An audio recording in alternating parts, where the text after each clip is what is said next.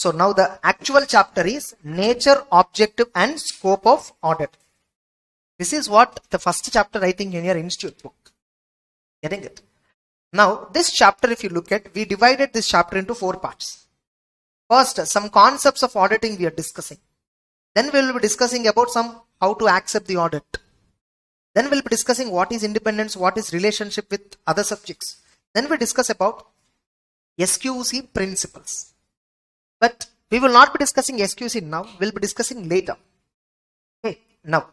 So, first one, what is an audit? Explain the points which an auditor has to satisfy himself before expression of opinion. Now, what is audit definition? We have seen already. What is purpose of audit? Why audit? Why audit? No, I am not asking what is audit. I am asking why auditor? Because somebody is certifying Tesla documents, I am having confidence. What is auditor is doing? He is increasing my confidence level. Auditing enhances degree of confidence of user of financial statements. Why my confidence is increasing? Because it is verified.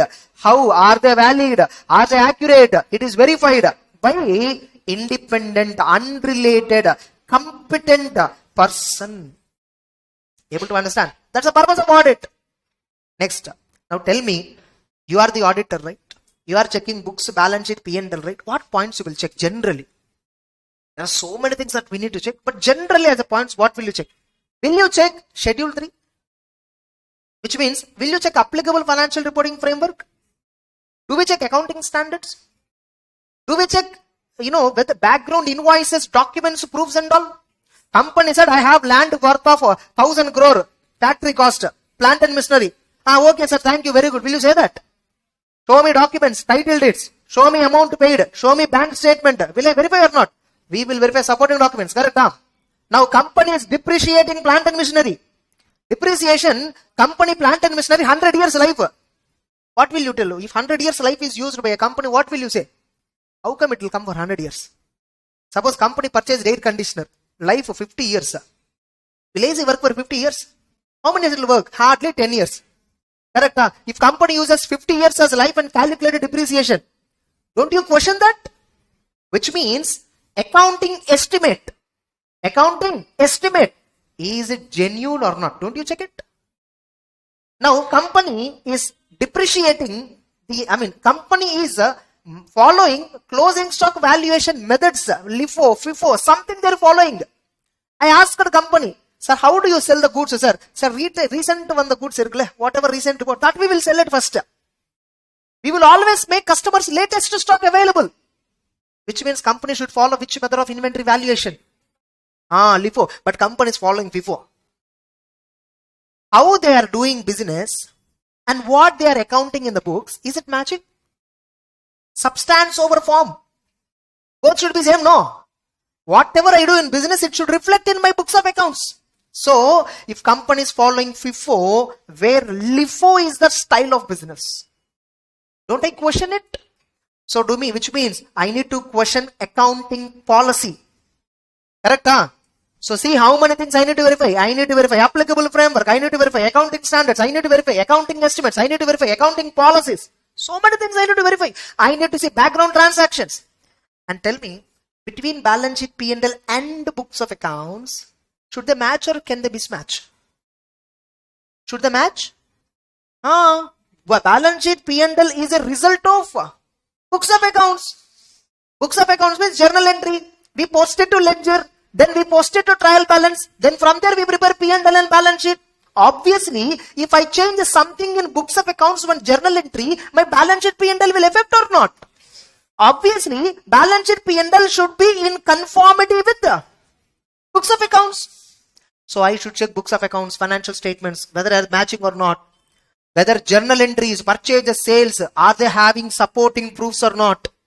Correct? That is the point which we need to consider. Whether financial statements are in conformity with the books. Entries, transactions supported by evidence. Can a transaction have duplication? What is duplication? Twice or thrice? Duplication means what? Twice or thrice? Any number of times. More than once is duplication. Getting it? Can they omit something? Can they ignore some information? Can they pass dummy transactions? We should check, no? Next, and see that financial statements information is clear and unambiguous, and see that amount, classification, presentation, disclosure are as per accounting standards. See that assets and liabilities are true and fair. Correct? Or 4 points they may ask you in exam. They'll ask you like this question. Write about what is the definition of audit and purpose of audit, and what are the 4 points the auditor shall consider before expression of opinion. Before expression of opinion. Tell me, I give opinion. What will I give opinion? And nalla irukka andha madri. What? I will have to tell whether balance sheet P&L, numbers, classification, presentation, disclosures, whatever balance sheet P&L is containing, are they right or wrong? That's what my opinion. Correct? Are they right or wrong? People appointed me for what? They want to know, is it right or wrong? Hey, we all lakhs of people gave so many crores of dollars to Elon Musk. He invested in some rocket, space science, something. And after 1 year, he came and showed me, this is the result of the fund, whatever we gave. We all gave $1 billion money. And this is how he invested. This is what he's claiming. How do I know it is correct? I sent one competent person. I sent one unrelated person, a chartered accountant, a certified public accountant I sent. He verified everything and came back and told me, hey, he gave some statements, to all of you after 1 year. The statements are correct. You don't worry. In the statement, what it shows, company is having this much of profit. Company is having this much of turnover. Company spent this much. So they showed so much. My money you took and spent on so many things. Whether it is right or not, whatever you are mentioning is right or not, I want to know. And auditor came and certified. So opinion means what? Opinion is of 2 kinds. Either you may have a positive opinion or you may have a negative opinion. So before you give opinion, what points you will check? Suppose I sent one auditor, what he should check? All these points you should check. Are you getting it? Now tell me, these points, are they inclusive or exhaustive? Inclusive. There are so many things that you should do. Few points I gave you. There are so many things that you should verify. Few points we explained here. Inclusive list. This points is inclusive list. Next.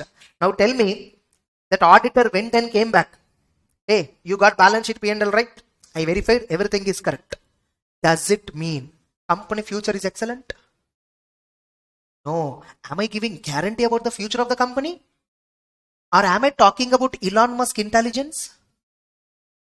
You appointed me for what? You gave money to him. Yes or no? He said to you, he gave back you 2 documents, balance sheet P&L. Hey, your money is invested here. See, this is a plant, machinery I purchased. This is a factory I constructed. This is the sales I generated. This is the profit. And out of that, some dividend, take it, enjoy. This is what he told you. You are having doubt. Hey, whatever he is telling, right? You are having doubt. So you appointed me.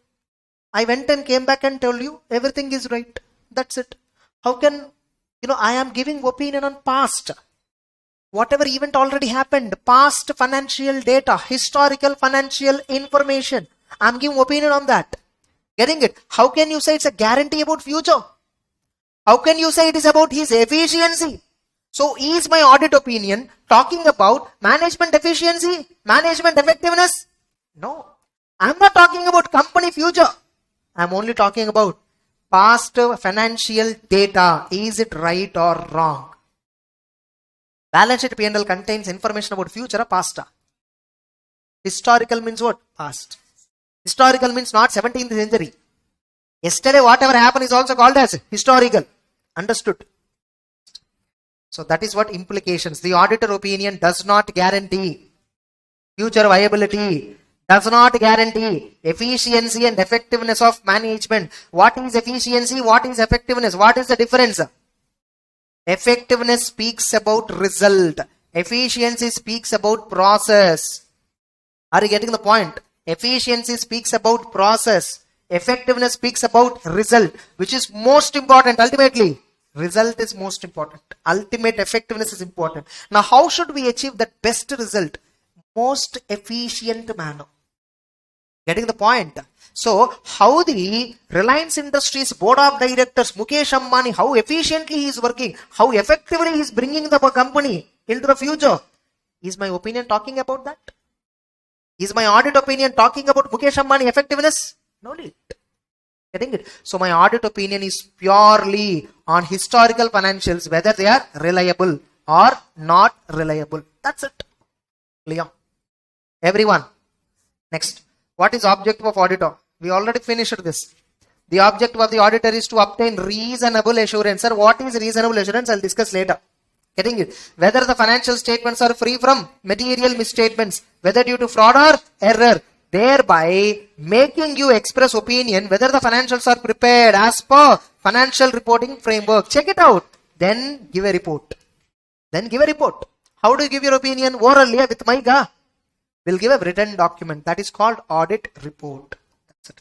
So this point is explained under SA 200. There is a standard called SA 200. The standard heading is this: overall objectives of an independent auditor and conduct of an audit in accordance with the standards of auditing. That's it. Clear? Scope of audit, principal aspects to be covered in audit. You will understand only after you understand the entire subject. Before reading the entire subject, you should not read that.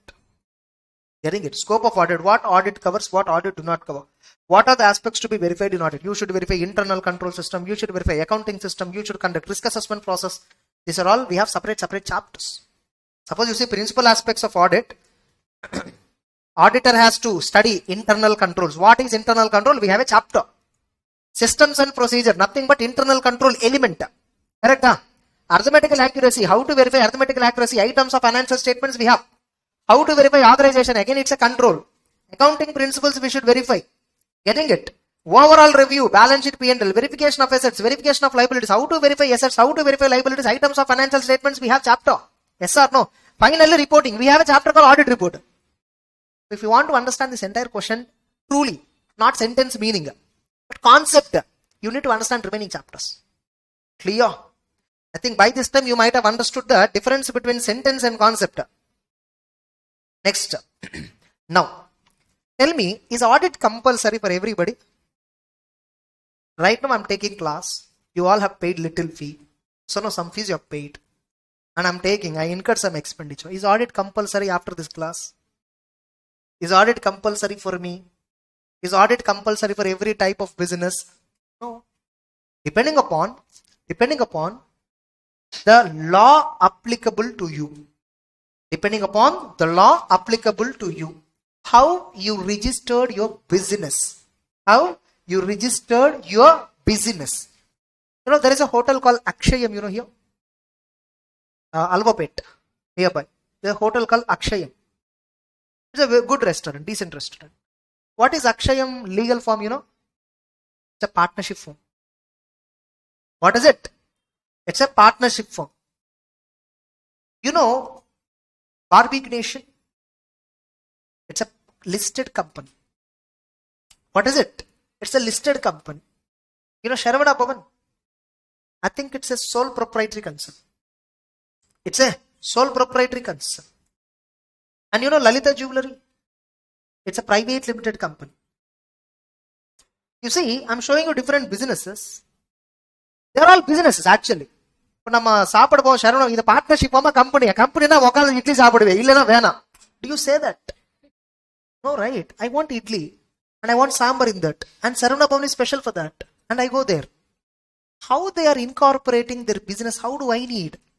If at all Saravana Bhavan is a company, do you sit on table and keep a plate on the chair and eat? No, right? Business is different. Legal form is different. Understand? Correct? Now, there are only two forms of organization. Only two forms according to me. Either I'll do individually entire risk, or me, another person, or more than two. Two or more than two persons, we will form as an association and do the business. Only these two ways we do the business. Either taniya namattu pandra business, illana group சேர்ந்துட்டு பண்ற. Only two reasons. That's why only two forms. Either individually do business or group of people will do business. If I do individually, sole, single. Yes or no? Single, king, gullam. Okay, so only individual I do. Or association I'll do. Association of person. We call them as what? Association of person. AOP means what? Association of person.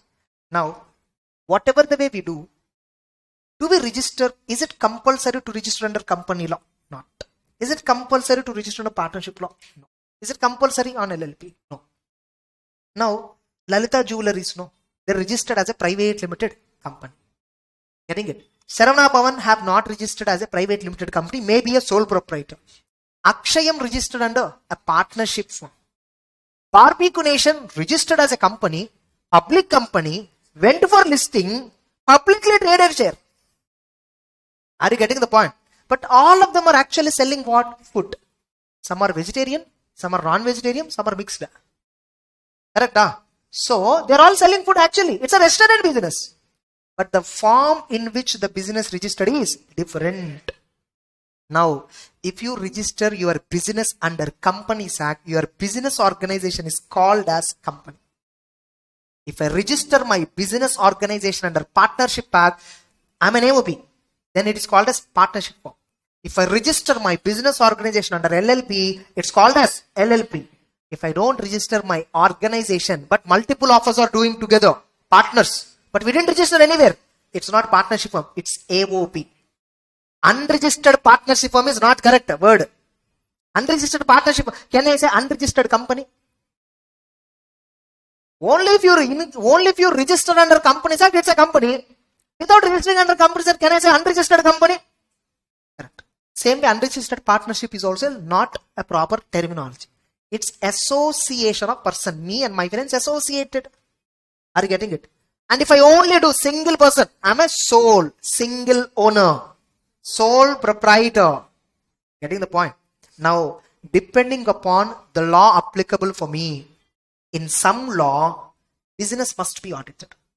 In some laws and regulations, business doesn't require audit. Suppose if I don't register anywhere my business, AOP, no law applicable to me. Audit is not compulsory. Company, if I register my business under Companies Act, it's a company and registration is, audit is compulsory. Companies Act says every business registered under my law, every business which registered company license must require audit. So, depending upon the law applicable, the audits are two types. Statutory audit, non-statutory audit. Able to understand? Now, statutory audit means audit mandatory under law for the time being enforced. Non-statutory audit, nothing but it's also called as voluntary. Non-statutory means not compulsory. Audit is not compulsory, but still voluntarily I'll appoint auditor. I want to know about my business. Getting it? Because my business is very big. Saravana Bhavan has so many stores. Saravana Bhavan has so many hotels, so many restaurants, so big. I want to know whether everything is working fine, every employee is working fine, every sale is accounted. I want to know voluntarily. I appointed voluntarily some auditor. It's called voluntary audit. Yes or no? Now tell me, in statutory audit, who will decide the framework for financial statements? The law will decide. In non-statutory audit, who will decide? Client will decide. Yes or no? In statutory audit, auditor must be unrelated person. Independence of appearance is compulsory. Companies Act says that. Whereas sole proprietor, can I appoint my brother as my auditor? It's voluntary I'm doing. What problem? See, if I appoint my brother, no. If you want to say violation, what I violated? There is no law. Non-statutory audit means no law. I am voluntarily calling my brother and appointing him as an auditor. He is verifying. My wish. It's my choice. I'm not doing as per law. I'm doing voluntarily. Yes or no? Able to understand? So that's the difference between statutory. So terms of engagement. What is it? Terms of engagement between the auditor and the client. In case of statutory audit, the law will fix. Not the client, not the auditor. The law will fix. The client and auditor can have additional terms. But can it be contrary to the law? Exactly. So the auditor should obtain the terms of engagement from the client, which is in line with the law. It should not be against the law. Getting it? And here the auditor is highly independent. Whereas non-statutory audit, it is important for obtaining instructions in writing. It is always highly recommendatory in a non-statutory audit to get engagement letter. It's okay. Engagement letter I have not yet started. We'll discuss later. Getting it? Now, so need for the terms of engagement I'll speak later. Next, what is the benefit for voluntary audit? Is audit benefits only for commercial organizations? No. Suppose I want to give donation to one charitable trust. Okay. So if at all some auditor has been appointed, if at all he do audit and says the trust is really helping the poor people, whatever expenditure they are showing, spent on poor people, spent on treatment, health treatment of poor people, spent on poor people education, like that they are showing so many expenditure. Sir, we raised this donation, we spent everything honestly here, like that they are showing and asking me donation. If at all it is audited, will I have a confidence or not? So not only investment, when I am donating also I want to know whether they are showing authenticity. Yes or no? So in voluntary audit also we are having so many benefits. So that is what they are giving here indirectly. Able to understand? See, your reading style should change. You should read carefully. So audit is a special reference is necessary for non-profit institutions. Most of these have some rules to govern their affairs. Generally, a provision about requirement of audit is inserted in most of these non-profit entities. They register under some trust act where audit is not mandatory. But in the trust deed, no. Every business organization will have deed, no. Tell me, when two or more than two of us, we all together started a small business. Tomorrow if some dispute comes, it will be a problem, no. So what do we write today itself? Let us write on white paper some terms and you sign, I will sign. We will keep this at some third party. Yes or no, this letter. Tomorrow if any of us have dispute, we'll go there and he will resolve. Correct? That is the reason why we are writing written terms and conditions. For trust also, same way deed. Partnership firm, same way deed. For company, what is the deed? MOA, AOA. They're nothing but deed of, the rights and duties of people incorporated it. Getting it? So, any surplus can only be used for the objective. Education institutions, hospitals, they will also have some internal rules for audits, for getting grants and all. So that is why, even though there is no mandatory audit under law, their internal rules and regulations say audit is compulsory. Partnership Act, audit compulsory? No. But if partnership deed says audit must be done every year, we must follow or not? Now, audit of trust, this itself can be asked as a separate question. Audit of trust itself, write about audit of trust. They can ask you a separate straight question. Getting it? See, at every concept I'm discussing, how a question can be asked, I'm mentioning. Getting it? Audit of trust. By the way, this is colored notes which I'm using. Related to this, parallelly, you are having a black and white notes, which you can take printout also. If at all you have not, you can take a printout. There's an application called Rest for CA and CMA. Getting it? So in that application, white color logo, Rest for CA CMA, you'll find a logo, white, Play Store. You download that app. In the main menu, you go CA Intern November 2022, May 2023 attempt. Okay, which is an edition released in July. Recent July 2022, I released an edition. So that material will have 3 parts. All the 3 parts you download. If you want, you can take a print. That's a very reliable book. You can ever read. Getting it? Next. So audit of trust. Now, trust means what, first of all? Trust means, suppose, trust can be a private trust or public trust.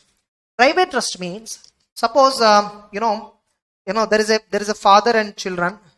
Getting it? Or grandfather is there. Maybe the child's parents, they were expired. The grandparents is there. He's having so much of net worth. You might have seen this kind of movie. The child will inherit the entire, he's the owner of the entire that net worth. But that fact the child doesn't know. Correct? Have you seen these kinds of movies? Now the child will get, only after he became major, only after he fulfills some dreams, he will get the entire empire. Arunachalam movie, Yes or no? Arunachalam will get the entire trust of Simhachalam only after he complete, only after he incur, only after he spent 30 crore in 30 days. This is what Simhachalam executed a trust. Simhachalam trusted whom? Rangachari. And the movie landa, all. Rudraksha poya umela edikilla, signature podumbo. Yeah, Ramba father. He is Simhachalam. Sorry, he is Rangachari. So, Simhachalam has trust on Rangachari. Executed trust deed. No, this is what private trust means. Yes or no? This is what private trust. So what Simhachalam will instruct Rangachari? Tomorrow my son Arunachalam will come. That time, put him the condition. That is the condition of the trust. What the condition? If he spent 30 crore in 30 days, at the end of 30th day, no property should be in his name. Single rupee should not be left out. Entire money he should spend, 30 crore. Only if he is able to spend 30 crore within 30 days, he will be eligible to spend the money later on. It's not difficult. Those days, see, now at least you can spend 1 crore one day easily. 1990s pa. How to spend 1 crore? It's impossible in a day. Getting it? So if at all we give him that kind of task, he will be eligible to spend the money later on. He will save the entire net worth later. That is how the movie was. They'll give one cigarette example. In the same movie, they'll give one cigarette example. This fellow Simhachalam will be, he's habituated to smoking. Okay. And one day his father caught. His father didn't punish him. He just threw him in a room. Almost some 100 packets of cigarette he kept. By morning, you should complete all the cigarettes, he told. He said he loves cigarette. So this is the condition his father put. So he thought, oh my God, luckiest day in that, he felt.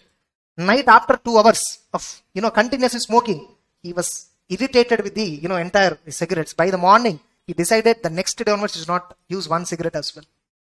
So, because naturally that hatred will come. Anything that we overuse, we naturally, later we will be reluctant. Our body will not support it. Exact logic. So private trust means exact cinema. In that they will show the concept of private trust. Getting it? Private trust means what? It's a trust between, trust deed. Trust means a trust deed. Trust means what? Nambikam. Getting it? Out of the trust I'm having on you, I'm executing deed. Take this empire. Protect this empire. Once my child comes, tomorrow hand over him after he satisfy all these terms and conditions. Now, I gave you so much of empire. No. Every year, this fellow on whom I trusted may do fraud. No. I put a condition. This trust must be audited. That is called private trust audit. Now likewise, we have public trust. We have public trust where multiple people involved. Most of the public trust audit is compulsory. For most of the public trust, audit is compulsory. Now, how these trusts are governed? Indian Trust Act. There is a Trust Act, is that the Trust Act governs. Now, Trust Act, no. Does it govern private trust? No. Private trust is their own this thing. Trust Act will not involve. But all public trust must be audited. Why? Public money is involved. That's what.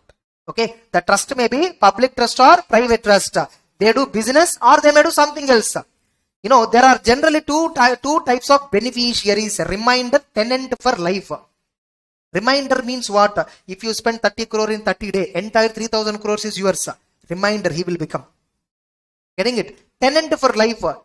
If you want 30 crore, take 30 crore and enjoy. Ignore 3,000 crore. 3,000 crore will go for charity, all that. Getting the point? If you want 30 crore, take 30 crore. You can enjoy 30 crore throughout your life. Getting it? Then tenant for life. Tenant for life means what? Whatever property you can only enjoy, but you can't take it. Getting it? Happily enjoy. Take this car throughout the life. For the next 10 years, you will use it, but you can't sell it. Use it whatever the way you want, but you can't sell it. Means tenant for life. You can only use it. When நம்ம building rent கொடுத்தோமோ tenant, அவன் sale பண்ண முடியுமா? You can use it. Tenant means what? We only give usability rights. Remainder means what? After agreed period, you take it. It is yours. Do whatever you want. That's what exactly tenant for life remainder means. Understood or not? Getting it? Generally, in trust no. Why audit is important? Because who are the trustees? Widows, minors. In Simhachalam movie, who is the trust? Who is ultimate beneficiary? Arunachalam is beneficiary. Getting it? But Rangachari discovered him after he became major. But logically, you need to protect him from the minor. Getting it? Who cannot understand the accounts? Who cannot criticize the accounts? They don't understand anything. So audit is compulsory. So audit of trust is non-mandatory. Yet most deeds contain audit point. Private trustees like Rangachari recognize the advantage of audit for their own interest. Tomorrow if something goes wrong, everyone will blame Rangachari. Correct? Yeah. Since any mistakes in accounts for which they might be personally liable will be pointed out. That's it. Able to understand? This question can be asked as, write about audit of trust, 6 marks question they may ask, or 4 marks question they may ask. You have to write these points. Understood or not? And any of this sentence can be asked as a correct or incorrect statement. Clear all of you? Next, advantages of audit. Simple question, I'm not doing. Okay. Next, there are limitations in audit. I'll come back to this limitations point later. Then, what should be the quality of an auditor? Auditor eppadi irukano? Ava lakshanam eppadi irukano? In Tamil also we'll call lakshanam. Quality na lakshanama. Oh, nice. Okay, fine. So, what should be the quality of an auditor? What are the qualities? Qualities are broadly two types. Personal qualities, work-related qualities. Work-related qualities are called as professional or technical. What are they called as? Professional or technical. In exam, they'll ask you, write about professional qualities, write about technical qualities. You should write like this. Auditor must have knowledge of accounting. Auditor romba nalla sir, ana accounts edu theriyadu. So, is it good? Is it okay if at all the person is good? No. So, knowledge of accounting, knowledge of law, knowledge of financial and management, and above all, without understanding client business, can you do audit? For a Reliance company audit panni vandita. Example, I did audit of Reliance company and came. You asked me, so what you did? I saw only accounts. What the company? I don't know anything. Tell me, without understanding business, how can I do audit? Now you may have a doubt. Sir, why should we understand business, sir? We are dealing with accounts, sales, purchases and all. See, I went to the go down. I saw whenever they purchased old stock, first they are selling it. Latest whatever they are purchasing, they are keeping it in the last side of the go down. So that old stock they are selling it first. Now, which method they are following? Only when I saw the business, I understand FIFO method they need to follow for valuation. Without looking at the business, how can I understand FIFO is correct? Logically correct or not? Now tell me, for a furniture company, furniture fixed asset, current asset. For a furniture trading company, whatever chairs, tables they are purchasing, is it stock in trade or fixed asset? For a normal company, what is chairs, tables? So, if I know nature of business, what business they are doing, then only I can properly classify is it fixed asset or current asset. Correct? Huh? Without understanding what they are doing, how can I verify the financial statements? For one company, what is capital expenditure? For another company, it's revenue expenditure. For one company, what is big amount? For another company, it is small amount. For one company, what is current asset? For another company, it may be a fixed asset. So, if I have to understand the accounting process correctly, I need to first understand what business they are doing. For a real estate company, purchase of land is an inventory. For a normal company, purchase of land for business purpose is a fixed asset. For value appreciation is a investment. Only if I understand why are they doing, what business they are doing, I can understand the accounting process. Otherwise, why will I understand? Easy. So I need to understand knowledge of client business. All the 4 points compulsory in exam. They'll ask you, write about definition of audit and what qualities auditor should have. Getting it? Auditor is concerned with reporting on financial matters of the business. Financial matters inherently are set out. Problems of human fallibility of tendency of generally preparation of financials involves errors. Getting it? Hence, there is a need for certain qualities. If you want to discover an error, first you must know how error can happen. So these technical qualities. Apart from this, there are some other personal qualities that you must have. You must have basic human qualities. The manishiyapa. Getting it? So you must have certain basic qualities. What are they? Tact. You must be tactful. You must have caution. You must be careful in doing the work. You must be firm, means strong, bold, confident. You must have good temper.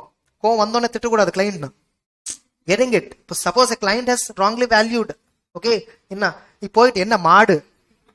if you speak like this, what happens? The client will never appoint you again.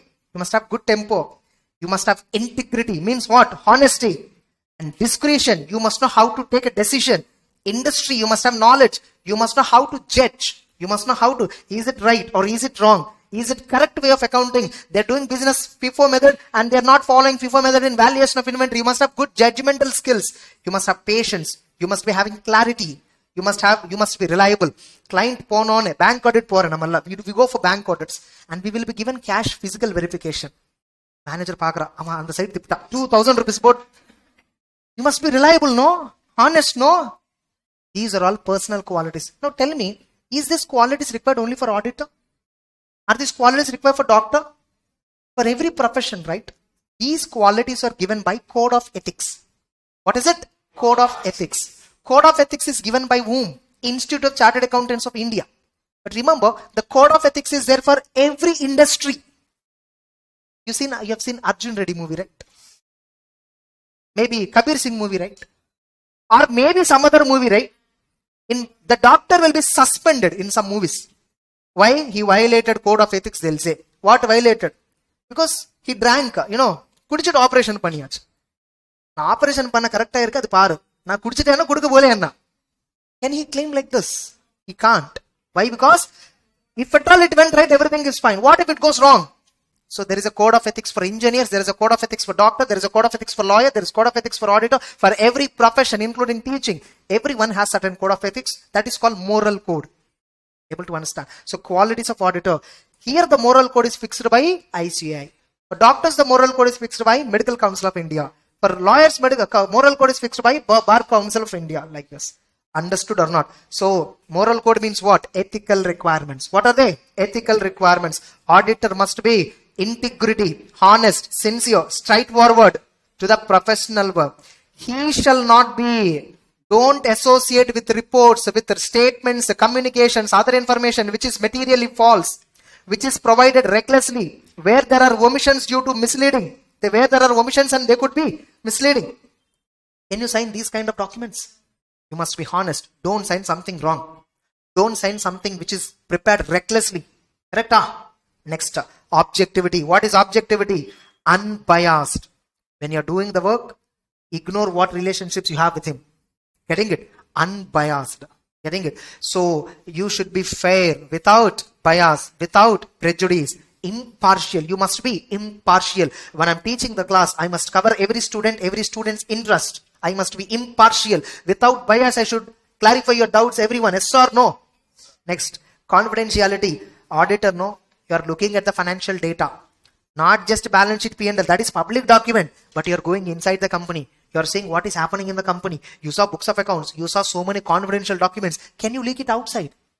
You should not. So, should not disclose information collected by him during the course of professional work to any third party. But if client permits me, can I disclose? Without authority from client, don't disclose. But if client tells you, okay, no problems are disclosed, I can disclose. And tell me, beyond all this, what is most important in order to do audit? You must know how to do audit first. Getting it? You must have professional competence. You must be careful in doing the work. Professional competence means it requires auditor attains, maintains knowledge and skill at the level it is required. Yes or no? Not only that, due care means what? Act diligently. Act in accordance with standards. Diligence means what? Responsibility to act carefully, thoroughly, timely basis, in accordance with the requirements of the work, requirements of the engagement, requirements of the assignment. Clear? Now you're able to understand all this. Have you all read this previously? Next, above all, one more thing, professional behavior. It is also ethical requirement. I think it. So the auditor shall comply with laws and regulations and avoid any conduct that he knows and should know might decredit the profession. Don't bring disrepute to the profession. Getting it? For all this, if at all you violate, we have punishments.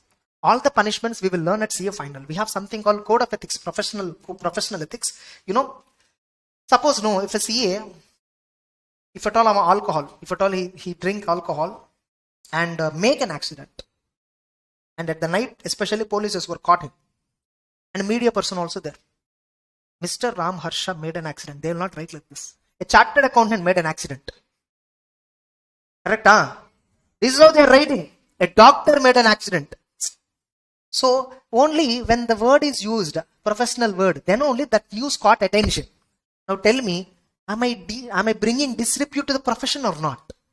Even if you do bring this kind of disrepute, I say will suspend your membership. You know that? Sir, as a personal, it doesn't matter. Newspaper highlighted your profession. Why you disclose that you are a CA? Correct? Na disclose பண்ணல sir. என் car பின்னாடி sticker இருக்கு. அதனால தான் sticker போடக்கூடாது. ஓகேவா? Fine. Next. All of you understood? That's it. So, with this, ethical requirements also we understood. Next. Short note on skepticism. Nothing but. So, what is skepticism? Many of you have read this. எத்தனை தடவை இது படிச்சானு ஞாபகமே இருக்க மாட்டீங்களா sir? என்ன sir இது? Have you felt this? What is skepticism? Skeptic. No, skeptic kadayadu. Skeptic. Getting up. Skepticism means what? Questioning mind. What is it? Questioning mind. Means I should question everything. Suppose, simple logic. See, this is skepticism is not something we learn here and apply. It is something we already have inbuilt. Right now, whatever I'm teaching, are you correlating in your mind with what you learned? If I teach something wrongly, immediately correct? How are you able to find that something, if I teach wrongly, how will you find out? Because you're questioning indirectly whatever I'm teaching. You're not only listening, you're not only critically assessing whatever I'm delivering, you are indirectly checking it with the material you're having. Getting the point? You are alert to know throughout. Skepticism means that. Being alert. Getting the point? Careful in verifying the evidence that we are getting. Here you are carefully analyzing whatever I'm teaching. So that is called skepticism. So professional skepticism means being alert. What are the examples? They'll ask you. Write about professional skepticism. Give 3 examples. 3 marks question they'll ask. This is one. Audit evidence contradicts with other audit evidence obtained. What audit evidence contradicts with other audit evidence? When I go and saw the go down, first old goods are sold. Whatever new goods that are coming into the godown, they are keeping at the back side. Old one only first they are delivering. So which means, I was thinking, okay, client is following FIFO method of stock. So his valuation is also FIFO. I saw came the books of accounts. They are following LIFO method. Now tell me, books of accounts are showing LIFO. Reality, what is happening? Don't you be alert in this case? Will you leave it? It's okay. Don't you be alert? So being alert. When evidence from one source contradicts with another source or conditions that indicate possible fraud. Getting it? So the go down, CCTV cameras were not working, security guard is not there. Definitely when this kind of scenario is there, will you suspect something is wrong? Exactly. So skepticism, is it necessary for throughout the audit? Yes. Why it is necessary? To reduce risk of overlooking. You should not casually go into the audit. You should be careful. Careful na, seriously kudukudadu. Normal alert mind. It's a mindset. Getting it? Don't believe anything blindly. That is what the point is. Don't believe any blindly. If client says something, sir, we have made this much profit, don't doubt him. Keep your doubt inside. Really solo kuda thirpi. And you should apply skepticism only in professional context, not in the personal context. So when a client tells you something, professional context, you should question, is it right, is it wrong, like that. Get it? Don't believe it. Ask for proof for everything. That's it. Now, by the way, tell me, should I doubt the client always? Should I always doubt? I mean, should I look at the client as a thief? No need to suspect. But if you come across any suspicious transactions, any suspicious elements, then investigate. So, the auditor may accept books of accounts as genuine unless the auditor has reason to believe the contrary. Nevertheless, auditor is required to consider reliability of information to be used as audit evidence. Whatever client is giving you the data, always check, is it reliable, is it accurate or not. Getting it? If at all doubt, or if there is a possible fraud, investigate. Getting it? And determine what modification or additions you have to, what additional work you have to do to resolve the matter. Getting the point? Next. The auditor cannot be expected to disregard past experience of honesty and integrity. This sentence can be asked as a question. Comment. What you will read? This sentence is asked. The last sentence. The auditor cannot be expected to disregard the honesty and experience and integrity of the entity's management and those charged with governance. Full stop. Explain 4 marks. What? You need to write nothing but professional skepticism answer. Look, question will not be as you expect. Question will be always unexpected. They may pick this particular line and ask you to comment. What will you write? If you never say in this line, what will you write? Understood my point? So this is skepticism. Because of skepticism, I'll be careful in doing audit, all that. But remember, skepticism is not something I explicitly exercise. It is something implied in our system. Getting the point? Dog has a natural skepticism. Some unknown person, if it sees it, start shouting, yes or no, barking, yes or no. So it will not, that is natural. Skepticism is a natural element in every one of us. That is what called as common sense. Able to understand? That's something called as common sense. Then you must also have professional judgment. professional judgment related matter is not there in the icai material, but I only gave just for your understanding. Read it later. So that is professional skepticism and professional judgment. Then after that, we will have 220 related content. But before this, I have to finish inherent limitations of an audit. Inherent limitations of an audit. Now tell me, can I do audit 100%? Can I do 100% verification of all the transactions and balances? All the transactions and balances, can I do 100%? Means obviously no. See, you take this one, Reliance Industries or anything. Reliance Industries Limited is having so many businesses. So many businesses. Under one company name only they have multiple businesses. See, Jio, they have a separate business now. But earlier, they used to have only one company, but multiple businesses they are doing. Why to that extent? ITC Limited. ITC Limited is having hotels business. Is having this, a foodstuff business. Biscuits, packets, all that, bingo and all that. They're having, cigarettes, tobacco business. They're having agriculture. They're having cosmetics. So many businesses they're having. Correct? Now tell me how many thousands, crores of invoices they will have. How many you will verify? ITC, you are the auditor for ITC. Some ITC turnover is some 2.5 lakh crore. This 2.5 lakh crore is coming from 10 or 12 businesses. Each business is having 100 and 150 stores across India. How will you verify them? Will you verify each and every invoice, each and every bill, each and every customer signature? Not possible. So what we'll do? How we will do audit? In sample. Based on sample, but are we giving opinion on the sample? We are giving opinion on the entire balance sheet P&L. But are we verifying entire balance sheet P&L 100%? We are taking only sample.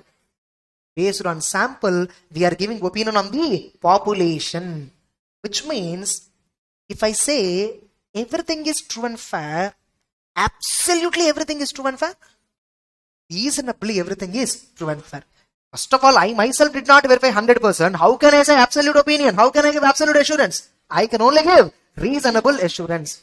Why am I giving reasonable? Why not absolute? Because I have limitations. Because I have limitations. Can I overcome these limitations? Impossible. Can I sit and verify 100%? Impossible. But that's why they are unavoidable, inherent.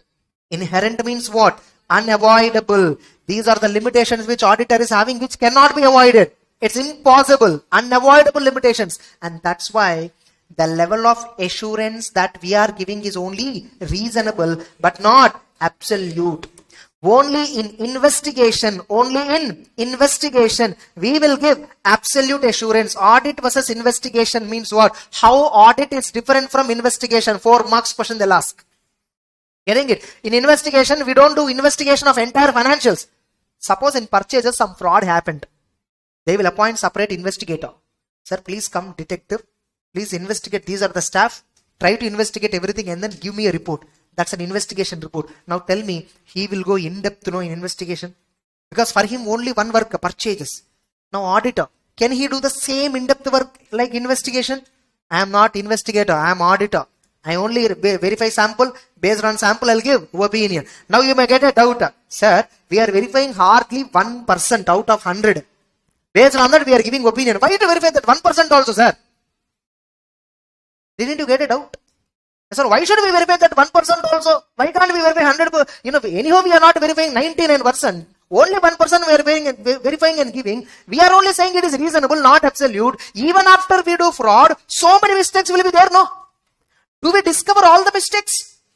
No, possible. Not, it is impossible. Now, why are we doing audit, sir? Anyhow, he is not discovering. Why? Something is better than nothing, no?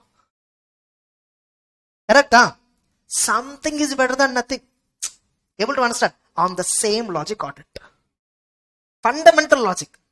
At least if I give reason, see, simple, ma. You are having a fever.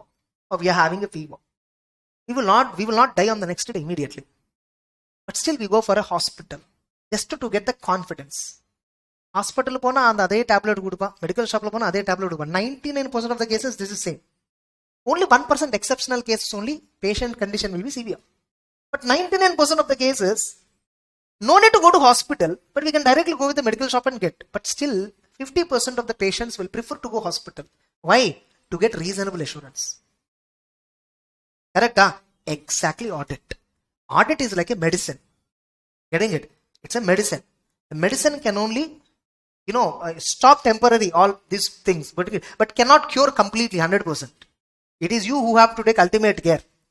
You'll give only a reasonable assurance. If that is also not there, think of the fraud levels. Like because of this much of verification and all going on independent regulatory, even if it is there also so many frauds are happening. If that is also not there, if nobody is coming and verifying, obviously in examination also 50 students are sitting, only one examiner is there, only one valuation. For each student one valuation shall be given. No, valuation is in this line, that side line students are copying. If he is coming that side, this side line students are copying. Can you say when the valuation is remove panunga? Can you say that? Exactly same logic. Getting it? We will not verify 100% absolutely. We verify at least reasonable. At least if somebody is there, we will act diligently. So now there are many limitations. So how the standard classifies limitation? Nature of financial reporting, nature of audit procedure, timeliness of cost benefit analysis, and other limitations. These are the limitations. I'll continue post lunch. Getting it? Yes. So we'll continue after that because this will take some 5-10 minutes discussion. Then almost this chapter is major over. We still have few more topics. That's it. This chapter will be over. So are you all comfortable with the speed? All of you? That's it. Afternoon we'll start much more interesting topic.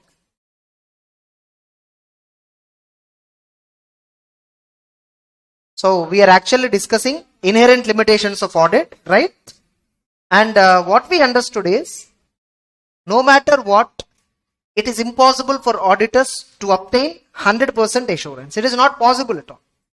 And the auditor can only get reasonable assurance, but cannot obtain absolute assurance.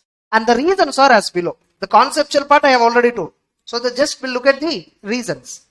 So one reason is nature of financial reporting. One reason is nature of financial reporting. Tell me, in the financial statements, we have so many amounts, right? Incomes, expenses, assets, liabilities. Are they 100% accurate? First of all, depreciation is there. It's an estimate. Correct? Provisions are there. It's an estimate. There are many elements of the financial statements which are estimates.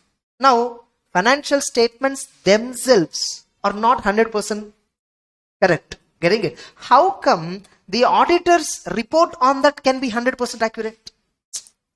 Logica. The financial statements itself is not 100% correct. The financial statements themselves are not 100% reliable. So how come we give 100% assurance on the financial statements that they are 100% true and fair? Logical. So nature of financial reporting itself is a limitation. Getting it? Many items involve subjective decisions. Many items involve subjective decisions. There is a degree of uncertainty. When I say plant and machinery useful for 10 years, will it exactly work for 10th year and then stop? There is an uncertainty, right? It may stop at the end of 8th year or it may go beyond 10 years. But some sort of uncertainty is there, right? See, when do we worry? When the uncertainty is very high. Then only we will be worried in audit. If accounting estimate is reasonable, that is fine. Air conditioner useful life 7 years they used. It's okay. It's reasonable estimate. Able to understand. Next, another we have limitation is nature of audit procedure. The way we do audit.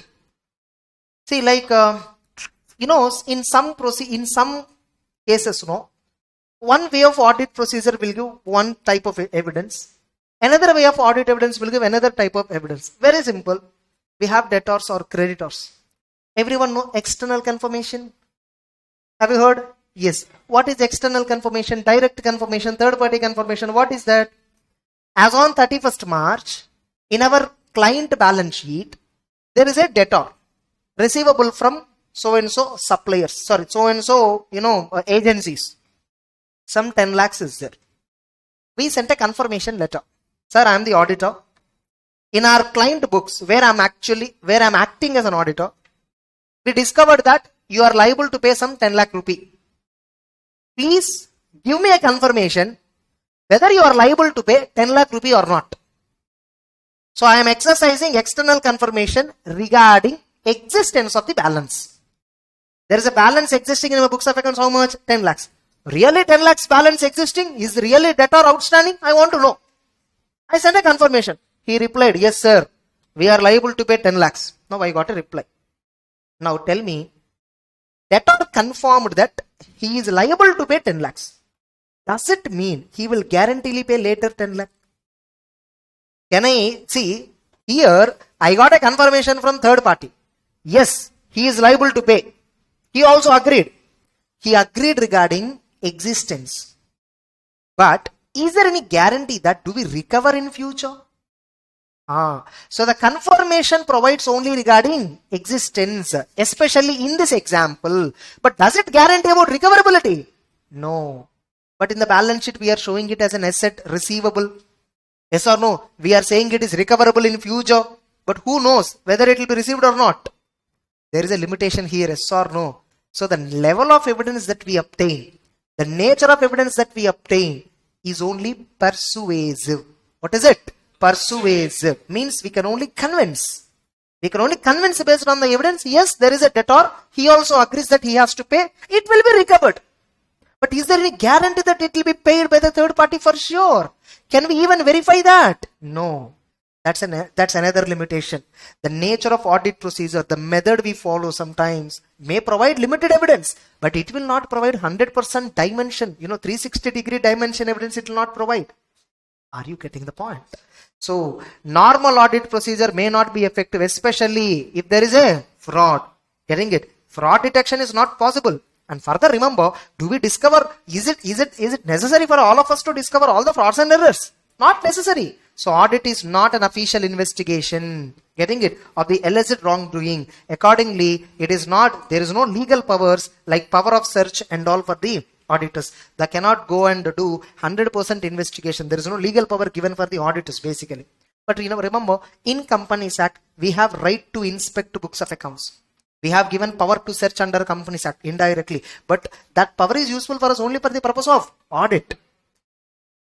So the nature of audit process is determined by professional judgment. Whether debtor balance is there or not. I want to know as on 31st March company showing this much debtors outstanding. I want to know really that much there or not. So I sent a third party. I directly made a call. He confirmed that he has to pay. Now here, what is the audit process I did? External confirmation. By applying judgment. Now here tell me, I only got confirmation that he has to pay.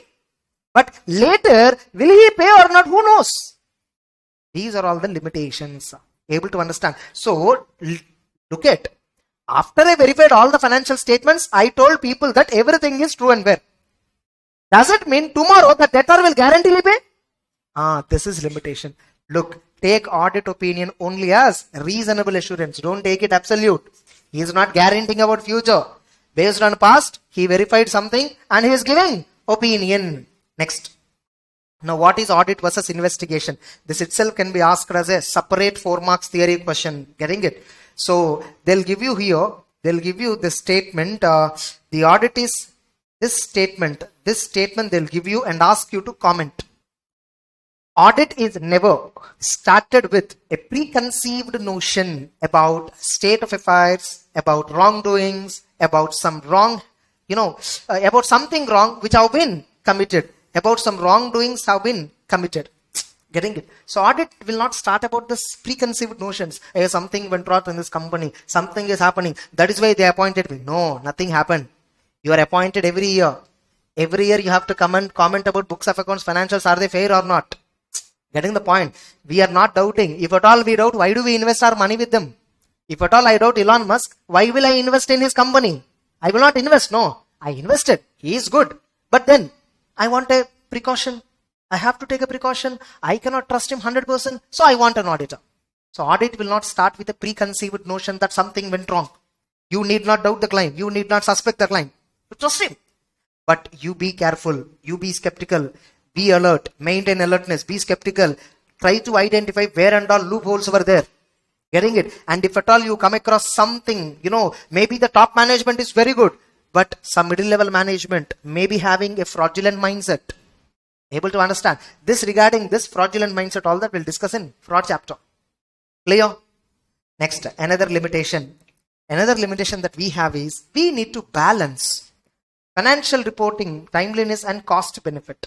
Remember, if you want to do 100% audit, it is impossible for you to cover. You have to do audit with a very limited period of time. Within a limited period of time. You know how many days we spend on audit? If it's a very small private company having 10 crore turnover, we hardly spend 5 to 7 days in real life audit. If it's a public company or listed company, we will be spending some in the entire year 45 to 50 days. Some 5 or 6 members will go. DMart itself, you take Avenue Supermarts or Reliance Industries, you take any industry you take. They're having some 3-4 lakh crore turnover. And this turnover was generated across some 500 shops across India, stores. And these stores were billed inside the store. Only billing persons were in each store were 3 to 4 persons. For booking the revenue, for billing the revenue, approximately 10,000 staff is working only for billing.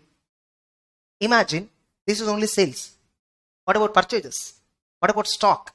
What about transport people? What about administrative employees? Imagine the FIRs.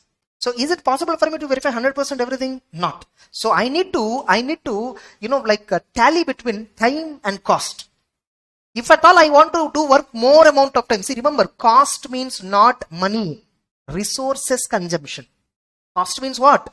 Resources consumption. Articles. I am taking 2 articles. Am I incurring some cost or not? Their time. Yes or no? So the auditor cannot escape. By the way, one more thing. What this point again says is, you cannot escape saying, I don't have time. That is why I did not even obtain reasonable assurance. See, can you argue, I don't have time, and moreover, the fees, whatever client is paid, is not correct for me, is not enough for me to give absolute assurance. Can I argue for this? For absolute assurance, I can argue. How can I give absolute assurance? I don't have time. Can I argue the same for even giving reasonable assurance? No. Giving reasonable assurance is your minimum responsibility. Are you getting the point? Giving minimum responsibility. See, I want to get sufficient appropriate evidence. Inventory, some go down, it is there. I need to at least go there and physically see sample, right? May not 100%, but sample at least I should say, right? Can I skip sample verification also saying I don't have time? I cannot. So minimum work you need to do, reasonable assurance you need to get. So the auditor cannot escape saying time and cost as a reason for not obtaining sufficient appropriate evidence. Getting it? The matter of time, the matter of difficulty, the matter of cost is not a valid basis for the auditor to omit an audit procedure. Debtors, I want to get external confirmation. You must get. SA 505 says, wherever possible, get external confirmation. In one audit, you did not get external confirmation and you are saying, I don't have time. Client fees are seriya pay pannala. He didn't pay me fee properly. Tell me if I do audit at free of cost. First, suppose a temple is there. They want to appoint me as an auditor and I don't want to take fees as a gratitude, whatever. Getting it out of devotion, whatever. Just because they are not paying fee, can I directly sign the balance sheet P&L? Whether you take reasonable amount of fee or high amount of fee or you're not taking fee, doesn't matter. You have to do your minimum work, yes or no. You have to satisfy with the evidence, yes or no. Yes or no. Only if you satisfy balance sheet P&L are really true and fair, then only you should say they're true and fair. Without verifying they're true and fair, can you give opinion? Let's layman example you take. Suppose there is a phone you want to buy. Or a friend of you have approached you and asking a phone. You both went to a mobile store, some demo piece is there. You both want to verify that and then accordingly take a decision whether to buy it or not. So mobile shopkeeper, he just permitted you to touch the phone once. You just touched it for a moment and sir, no buy sir. You got evidence, no. This is phone looks like. Will you be satisfied? What will you say? Sir, how much time you need to verify a phone? How much time you need? In order to decide, you want to see the phone features, all that. How much time you will take? 20 minutes. How much time you will take? 20 minutes only. How much time you will take? It depends. Correct? 20 to 30 minutes. You need to check all the features. Suppose if I give you 5 minutes time. Tell me now how the phone is performing. Can you say like that? Unless the phone is worst performing phone, within first 2-3 minutes only we can figure out. Yes or no? Within first 2 to 3 minutes, it's a preliminary assessment. Getting the point? So, what will you tell to the shopkeeper? Again, let me operate enough amount of time. Let me see every feature, 15, 20 minutes, 30 minutes, maybe half a day. Or else you verify some half an hour, another customer is waiting, you will tell him, I'll come back evening once again. Until you sufficiently satisfy yourself, will you give your opinion on the phone to somebody else? Like, have you seen YouTube reviews on phones, cars, bikes? They'll give you the review after using it for 2 or 3 days. Somebody will use 3 days, somebody will use 1 week, somebody will use 1 month and then give review. Whatever, how much ever time they take, that much level of assurance they can give, correct? So what is sufficient appropriate evidence for the auditor? Same way, auditor also, I am asking auditor, sir, how is the balance sheet P&L? Are they right or wrong? You verified 1 voucher in purchase. Only 1 voucher you verified. Can you give your opinion? You verified 10 vouchers. Can you give your opinion? But better than 1, right? You verified 100 vouchers. Will your confidence increases? You verified 250 vouchers. Will your confidence increases? So you felt 250 vouchers I verified until this 250th voucher also, I did not discover single mistake. All this 250 randomly I selected. Across 10,000 bills, randomly I selected. Nothing, no mistake at all. Now, will you satisfy there or not? It's enough. Even if I verify 200 vouchers, answer is same, unnecessary. So 250 is enough for me. So this is sufficient appropriate. Sufficient appropriate audit evidence. What is sufficient? What is appropriate? Who will decide? No one will decide. It is your perception. You should prove somebody. Tomorrow when someone questions you, hey, you didn't get sufficient appropriate evidence. You did not do audit properly. You are punishable. You are negligently, providing services as a professional. You are bringing disrepute to the profession. Somebody is blaming you tomorrow. You will show them your papers, working papers. You will show them, see, I have verified enough number of vouchers. 250 vouchers I verified. What else I need? In fact, 100 enough. Still I verified 250 vouchers. See how I selected these 250 vouchers. Will you argue or not? You must get that. You must obtain that much quantum of evidence with which you can defend. Are you getting it? If you think with the 10 vouchers you can't defend, then get 50. If you think with 50 you can't defend, then get 100. Are you getting the point? But there is a limit now. What is reasonable? Exactly. Can you say to the mobile shop holder, give me 6 months of phone, I'll use and then buy? It's not possible. Same way audit also. Getting it? Next up. So the relevance of information, thereby its value tends to diminish over the time. Remember, we are auditing historical data. That information, whatever circumstances that are prevailing at the time may not be prevailing now. Able to understand? So the value of information as the time passes by diminishes. So you need to strike a balance between reliability of information and its cost. Like to what extent you want to update. See, suppose debtors, I want to check existence and debtor conformity. Yes sir, we are liable to pay. Will he tomorrow pay or not? Will you go, entire your team will go to that debtor office. Will you see due diligence? How far he will pay? Is it necessary? Not required. See, I'm an auditor of one company. This company has sold some goods on credit to some customers and the customer account is showing in the balance sheet. Now company, before giving credit, company internal people, they did a credit worthiness analysis. Can we give credit to the customer or not? You go and ask any goods on credit, do you think they'll give you? No, they'll do credit worthiness analysis first. First they will check whether you are, who are you? Give me your Aadhaar card, give me your PAN card. What is your business? Give me your business profile. Where are you operating? For how long you're operating? Show me your GST return. If everything is super, then they'll give you credit. That too for 30 days. See how company is giving credit. Check it out. Company is giving credit to only those customers who are having credibility. Now, they'll give credit. They sold goods on credit, 10 lakhs outstanding. You got confirmation that 10 lakhs is agreed. Will he pay tomorrow?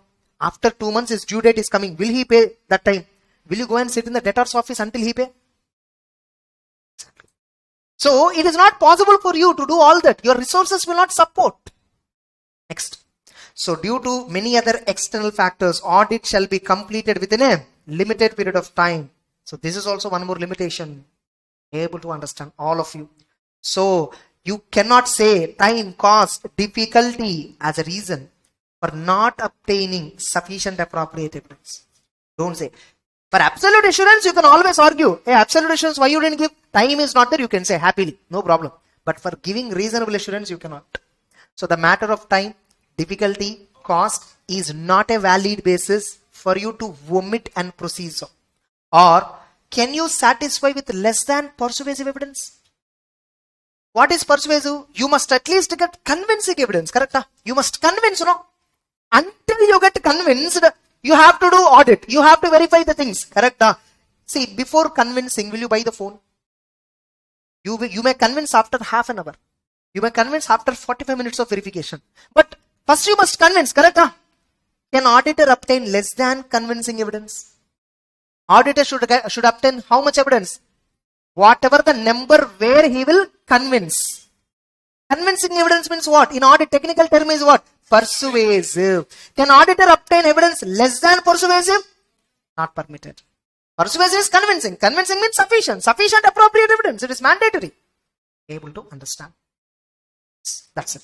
Then still apart from this, there are various other limitations. In July 21, 3 marks question has been asked. Write about other limitations, which are a limitation as part of audit. Getting it? Like especially frauds where top management involved. Going concern related situation. Can you predict all this? In future, what is going to happen? Who knows? Suddenly something goes wrong. I will try to predict going concern next to 12 months, but who knows? Next. Related party relationships, examples only. Related party transactions and all. Whether some frauds might happen in related parties. I will discuss about related party point in fraud. Getting it? Then non-compliance with laws and regulations. How do I find all this? It's impossible. Are you clear? These are all limitations, inherent limitations. That's it. Next. So almost we have completed part 1 in this chapter. Next, actually this will come under part 2, engagement acceptance. This topic also comes under actually part 2. This topic also you can keep it under part 2, not a problem. Even in one also it is fun, but keep it under part 2. This is related to engagement acceptance. Now what is this? Suppose tomorrow you cleared CA. Okay, you opened up a CA practice. A company client approached. One of the director in a company approached you. Sir, we are looking for auditors. When we Google search, your location is showed nearby. Our company is also in the next street. Okay, so we saw Google reviews also. Your client have given so many good reviews, positive reviews.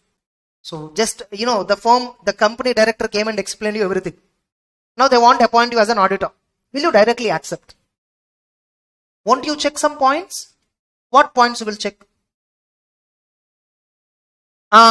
Qualifications and disqualifications I should check. But before all that, first, on the client, integrity of the client you should check. Integrity of the owners, integrity of the key management, integrity of those charged with governance. Now, who is those charged with governance? Who is management? First of all, understand management means everybody. In Reliance Industries, Mukesh Ambani part of management. Correct? Mukesh Ambani is part of management. In Reliance Industries, approximately 2 lakh employees are working. Is every employee responsible for governing the company? Who is responsible for governing the company? In case of company, board of directors, key managerial persons, top management, they are called as those charged with governance. What is governance? Accountability, authority, responsibility. Governance is not about, top management means not just authority, they are accountable. Yes or no? If something, a big, scam happened in Reliance, everybody will blame whom? In the Reliance digital store, go on the billing person, will you blame him? You will directly blame the top management. They are the one who are accountable, ultimately those charged with, responsible with governance. Able to understand. So those charged with governance means only top management. Management means everybody, including TCWG. Correct? So in audit, wherever they say communicate with TCWG, you have to communicate those charged. Communicate to management means maybe top, maybe middle, maybe low, depends on whom you have to communicate. Even in SA 580, we have a standard. There it clearly says to whom auditors should communicate. We have a clear discussion. We'll discuss there. Are you clear? All of you. Now, so first point, you will check what? Honestiness. Then that company is engaged in some technical business, stock market, commodity business. That company who approached me. Now tell me, without checking my work exposure knowledge, can I accept that work? I studied audit subject, but I never did this kind of audit. Can I blindly accept? Nalla fees kudutittirukka client. Can I blindly accept by tempting for the fee? If at all you accept the work which you do not understand or which you cannot do, what will happen? Your credibility will affect. Correct? So first I will check is it good or not. Then I will check my competence. Then after accepting this work, I need to do audit. No. For that, can I alone go and do audit? I need team. No. So should I check my resources, staff, manpower availability? Yes or no? First of all, do I have time to do audit? This company is asking 55 days to do audit. 55 days I can't go and sit. So I need to look at the requirement of resources. Correct? Third, as you all said, now legal I will check. Legally can I accept qualifications and disqualifications? Able to understand. Suppose a company client whom I already an auditor. They are asking me, sir, please continue next year also. So they are asking me to continue. Actually, I thought of withdrawing. But suddenly they came and asking once again, sir, please continue.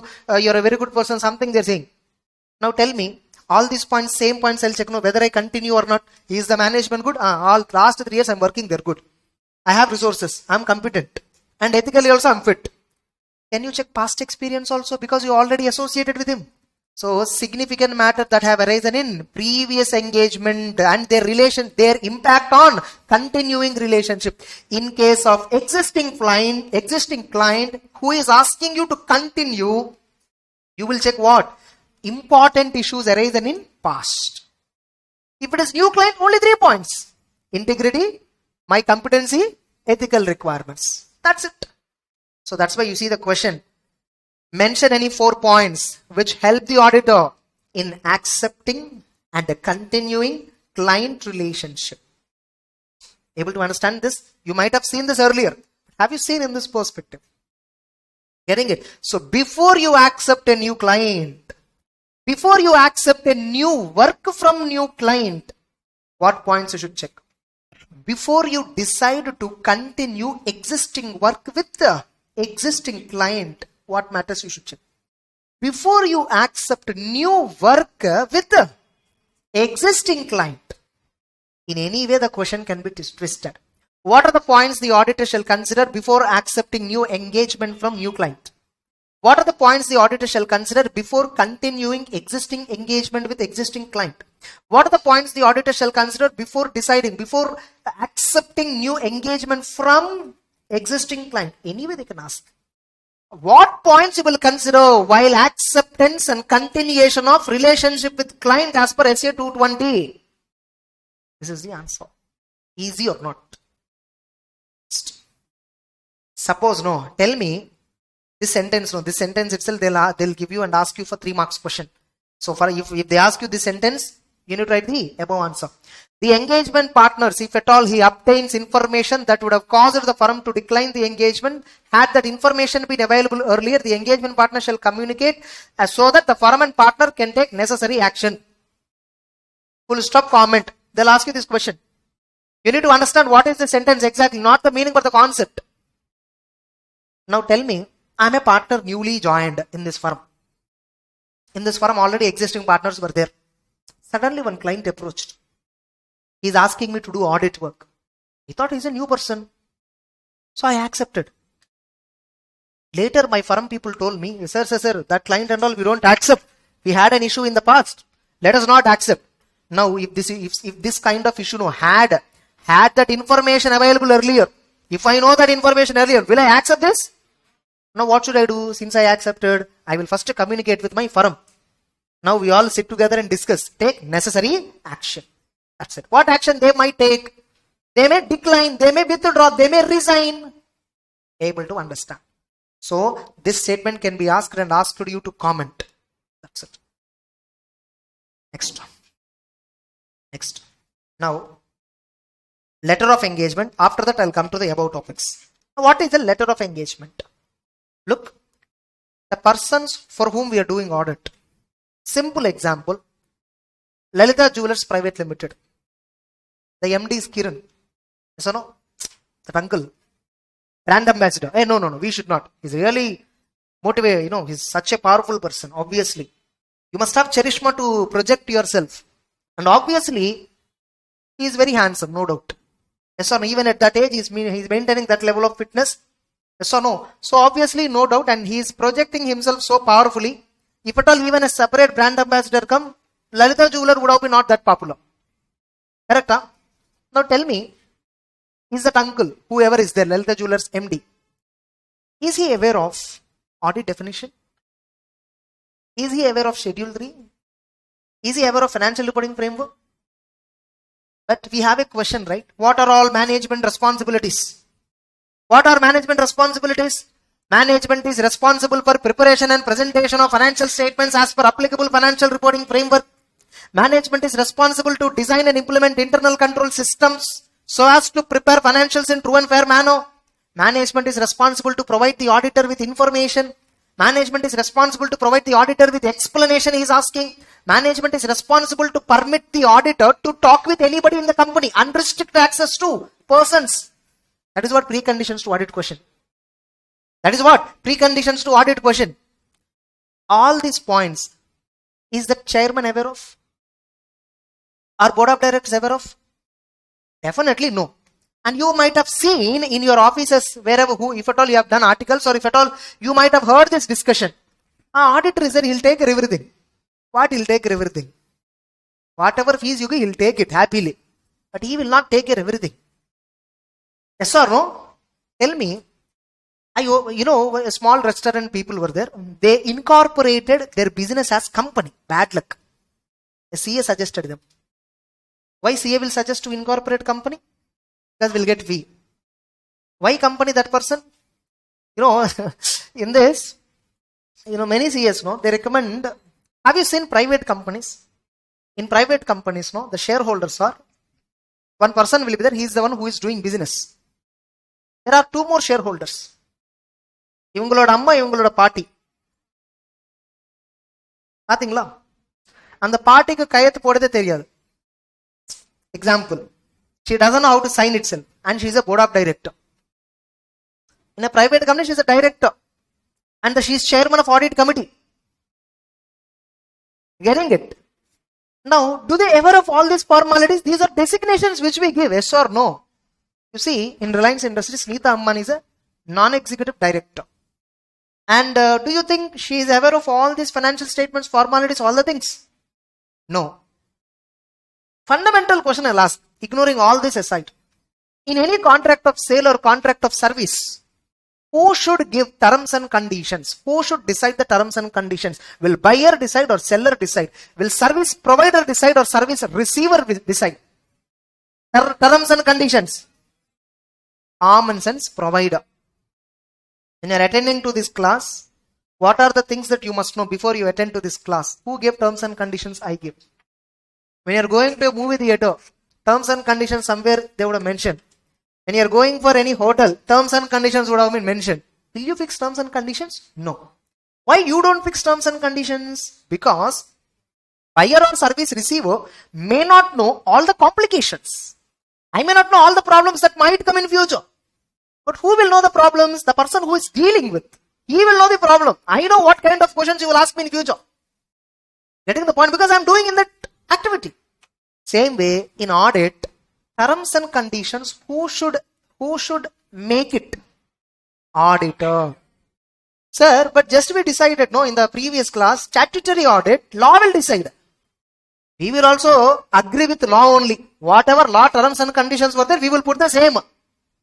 Are you getting it? But that knowledge of law, for whom it is there, the knowledge of law, only for the auditor. Client may not aware of all this.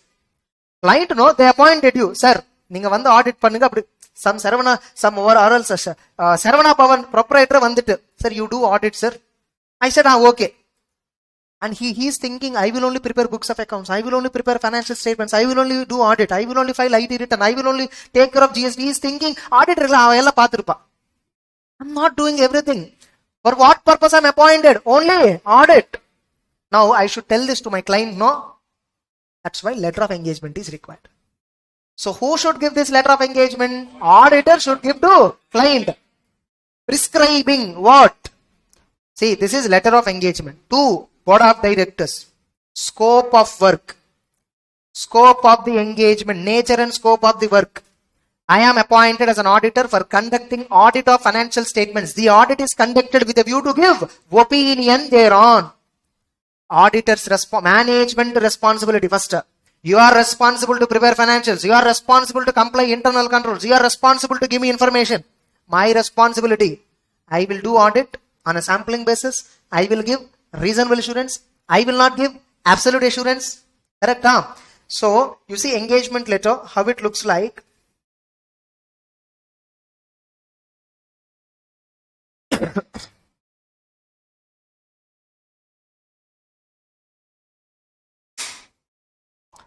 We'll see how an engagement letter looks like.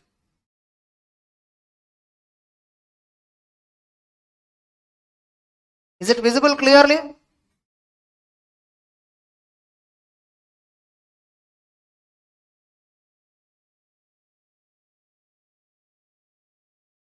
Clear the letters?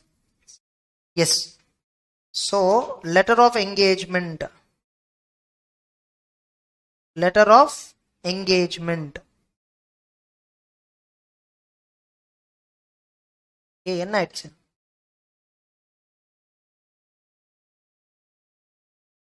Or else 210 will try. So 210 is what? The standard heading, agreeing the terms of audit engagement. So I accepted audit engagement. Now I need to agree with client terms. What terms you will agree with client? The heading, you see, how can you decode? Agreeing the terms of audit engagement. Okay, so what will you fix? What terms you will agree? So we will see letter of engagement format here.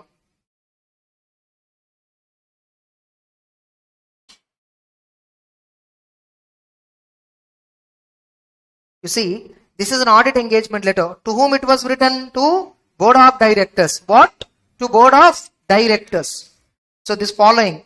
So addressee to board of directors. Heading will be letter of engagement. First, what you should mention? Objective and scope. What objective? Who requested whom to audit? Did auditor went and begged the client, or client came and asked auditor? In reality, different. Okay. So you have requested that we audit the financial statements of ABC, which comprise so and so items. And you see here, you see this word, cursor visible, huh? We are pleased to confirm our acceptance and our understanding of this audit engagement. What we understand about this by means of this letter. Our audit will be conducted with an objective of expressing opinion. Now look, what are my responsibilities? Look at inherent limitations I have. So even though I do audit, still mistakes will be there. I need to tell the client no, otherwise client will think I will discover all the mistakes. Even after I do audit, some mistakes will be there because there are so many inherent limitations. Now our audit will be conducted on the basis that means precondition. What is it called as? Precondition. I assume before I start the audit, you acknowledge the following responsibility. Management, those charged with governance, acknowledge and understand the following. What responsibilities? For preparation of financials, for internal controls, provide access into books, information that we ask for, unrestricted access to people. Now what are all these? Responsibilities of management. So at last, I will give audit report as per so and so standard. Getting it? And I will sign, put my name, firm registration number, my membership registration. I'll send a letter to him. He will also sign and give me one copy. Tomorrow he is coming and blaming me. Sir, you prepared books of accounts. Where did I tell? Show me in the letter. You read? No. So this engagement letter is important to protect my rights and duties. I should tell the client at the beginning itself what are my powers, what are my duties. He should also know that what are his duties. Correct? Huh? So that's why this is. Now you see here, what are preconditions to audit? Preparation of financial statements in accordance with the framework, designing and implementation of internal controls, provide access to information, additional information, understood. Same is there now in the letter also. Exactly. Able to understand. So this is precondition. So what is the purpose? What are the contents of letter of engagement? There should be title, addressee to board of directors. We have seen the format. Objective and scope first, yes or no? Responsibilities of auditor next. Responsibilities of management. You need to mention applicable framework is what? Management is responsible to prepare financial statements as per Schedule 3. Management is responsible to prepare financial statements as per Form A of the insurance IRDA regulations if it is insurance company. So, and what is the form and content of audit report? How audit report looks like? He may not know. I will tell him. We will give audit report in accordance with SA 700. So, if your client has a doubt, he will go and see SA 700. Of course, he will not understand anything. Okay, then signature of the auditor, signature of the client, confirming the acceptance, date and place. How many copies we should take this print out? 3 edukku 3 yarukku unaka 2 bodum. Yes or no? 1 for auditor, 1 for client. But you can take 3 4 also, not an issue, conservatively. Getting it? But 2 is the main. Getting it? Next, easy or not? So now letter of engagement is issued by whom? By auditor to client. Why am I issuing?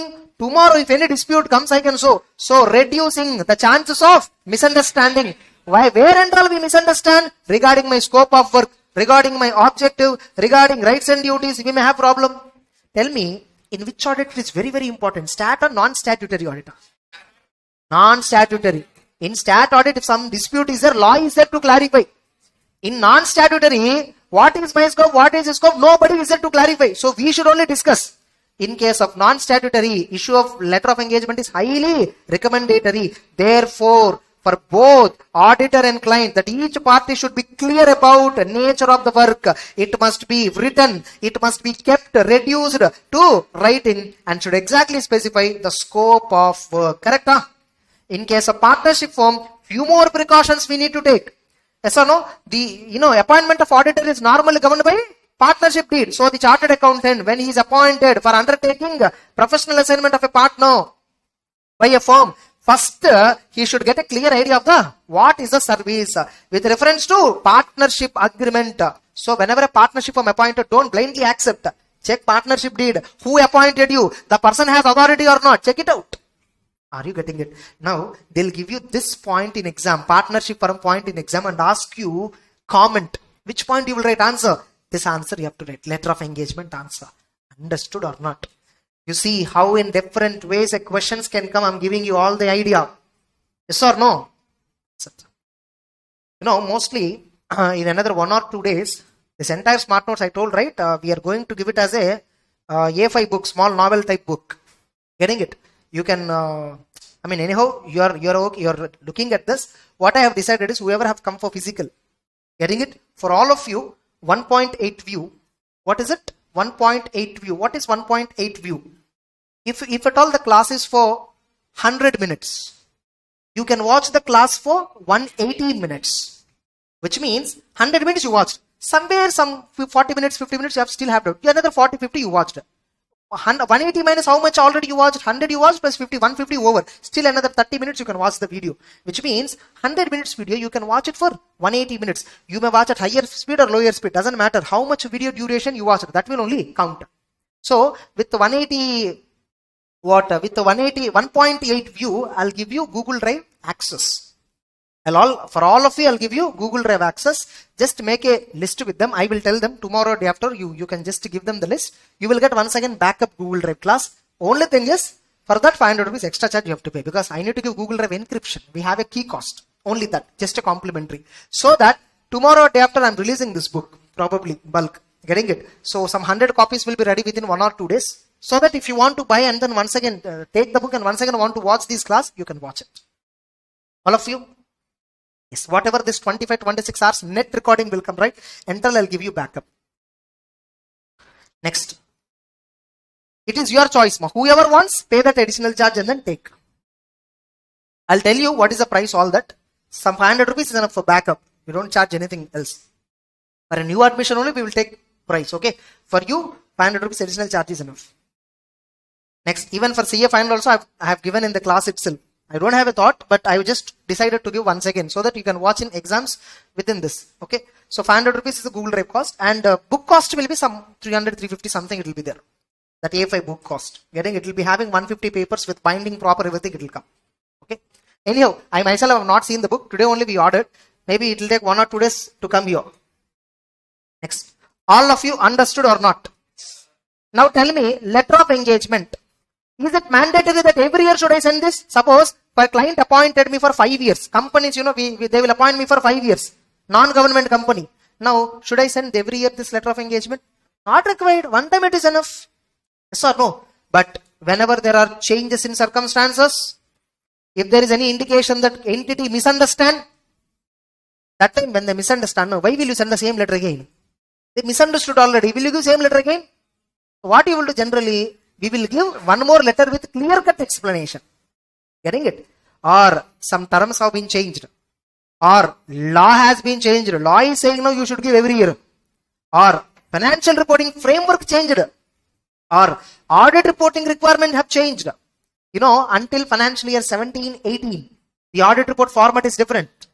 From the financial year 18-19, the audit report format is different.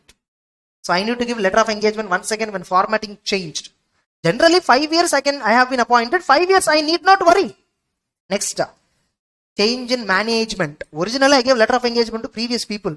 Now top management people have changed. So they may not aware of all these terms. So I will give once again letter. Actually in this case, in reality, when top management changed, will they take this letter away with them? The letter will be still in the company only, no? This they told. Or a significant change in nature or size of business. Suppose company name changed. Company operations changed. That time also you may have to give letter of engagement. Are you clear? Everyone.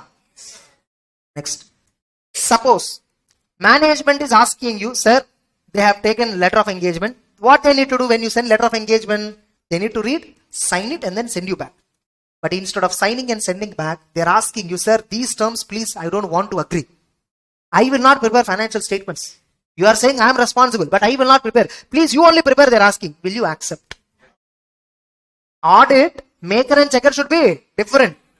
So, whenever a management is requesting for change, do we say always no? Depending upon the situation. If at all, the change requested by them is justified. Getting it? Now, will you accept the changes requested by the management? Obviously, because it is genuine. Yes or no? Suppose, if at all management is giving no, that is not genuine at all. Management is asking me to prepare financials, asking me only to do audit. How can I do both? It is against law. No reasonable justification behind asking to change the terms and conditions. I will not accept. Now, if at all I accept, suppose no, some management changes I have been asked. Management is asking, sir, like, please do tax audit also. Okay, you are stat auditor. Please add a tax audit point also, sir, in the same letter. Let us not have a separate letter. Keep tax audit also in the same letter. Okay, I can do tax audit. As per income tax law, I am appointed, eligible to appoint as an auditor. There is a guidance note on tax audit. I can accept the tax audit happily. Able to understand. So I accepted tax audit. So now management is asking me to give entire combined letter. Now I will take back my old letter, redraft the original letter, whatever is there. I will not, I will discard it and put a new letter and then give new letter. Now tell me, when I am giving new letter, should I refer about my old letter in the new letter? Suppose you wrote question in examination, one answer you wrote, you felt it is wrong answer. You strike it off and started second answer. In that, because I strike it off the previous answer, I am starting new answer. Will you write a reference? Exactly.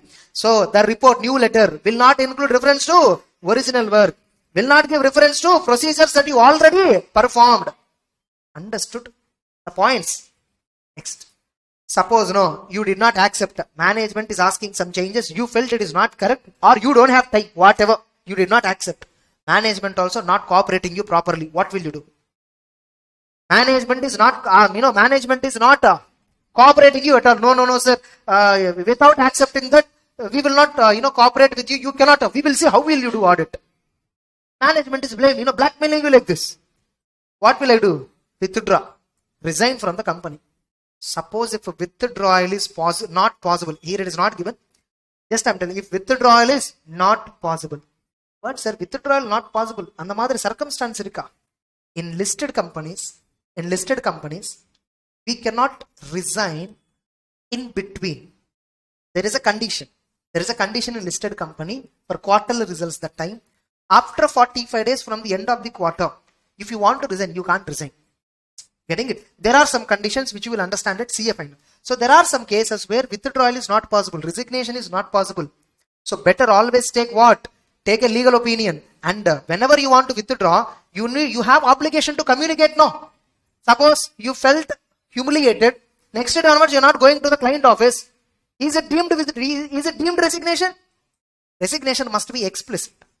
Yes or no? You must clearly explain the client. Correct? It cannot be implied. You clear. That's it. Now, then we have the concept of independence. What is independence of mind? What is independence of appearance? This you can understand. I already spoke. Okay. Now, there are some safeguards to independence. How to protect independence? Company law is protecting independence by prescribing disqualifications of the auditor. We are boycotting the auditor who are having relationship with the company. So thereby, by giving disqualifications, what are we targeting? We are only targeting chartered accountants who don't have any relationship with the company. So for public to have confidence, the professional should appear that he is independent of the entity which they are auditing. Very recently, 2 days back, Adani related some audit report was circulating, which was signed by a chartered accountant who qualified in 2017. That itself became an issue.